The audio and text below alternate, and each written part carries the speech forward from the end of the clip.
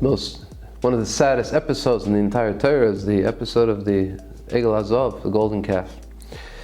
We know that right after Moshe Rabbeinu came back and he broke the luchas, called Shevet Levi, Mila Shem Elai, Vesvel of Kol Shevet Levi, and then Kol Bnei Levi, and then he said, take a sword and mete out the capital punishment, all of those who were actively involved in the Egel Hazov, and they did so. Gemara says in Avodah Zarah that the Yidden were not worthy of committing such a terrible sin. Rashi explains that they were on such a high madrega, such a high level of trust in Hashem, of belief in Hashem, that it couldn't be that they would fall so far in a natural way. It doesn't make sense.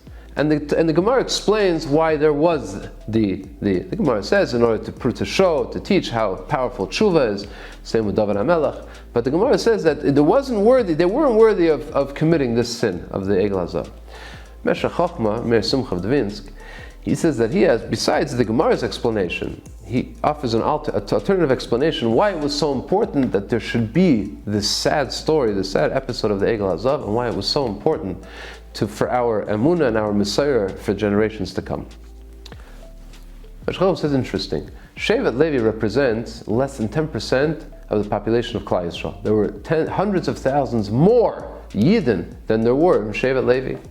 Yet, when Shevet Levi took up arms to kill their brothers, nobody interfered. Not one Yid stood up and said, hey, what's going on up here? Because if there would have been a counter opinion, if there would have been those who didn't agree with Moshe Rabbeinu, and they didn't think that Shevet Levi should kill the things, they could have very easily overcome Shevet Levi. They were a small minority within Klal Yisrael, yet nobody interfered. Nobody protested, and nobody interfered. Meshech Chochma continues and says as follows: our Amunah, our belief system, is based on tradition, Messiah. We know that it's so because our fathers told us, our grandfathers told us, our great-grandparents told us, all the way up till Matan Torah. Matan Torah, that was the moment of the revelation of HaKadosh Baruch Hu, not to one person, like in other religions, but in front of 600,000 or 3 million, if you add the children and the woman. He revealed himself to everybody at once, that there should not be any question. Everybody saw HaKadosh Baruch Hu. And HaKadosh Baruch Hu said at that moment, Anoichi Hashem Elokecha le'iyeh lochel himachem. And then, the next 8 dibros were said by Moshe Rabbeinu, and at that moment HaKadosh Baruch Hu appointed Moshe Rabbeinu, not in secret, not in a nevuah, not in a dream, but in front of the entire Klal Yisrael, said, this is Moshe, this is Avdi Moshe, this is my Moshe Rabbeinu who's going to teach you the entire Torah.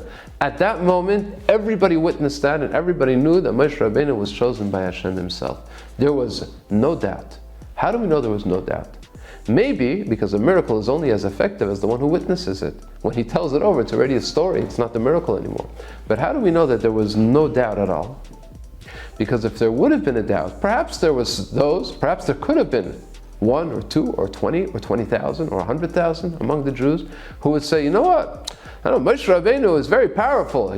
When he lifted his staff, the sea split. He can do stuff. He has magical powers. Maybe with his magical powers, he pulled a fast one on us. And he made it as if there's this Hashem, there's being that there was no such thing. How do we know? Because after the Chet HaEgel, when Moshe Rabbeinu said, pick up your arms, Shevet Levi, and kill those, capital punishment, those who were actively involved, nobody interfered. Why? Because they were under the impression of HaKadosh Baruch Hu himself, who revealed himself, and nobody had any doubt that it was Hashem himself who revealed himself in Har Sinai.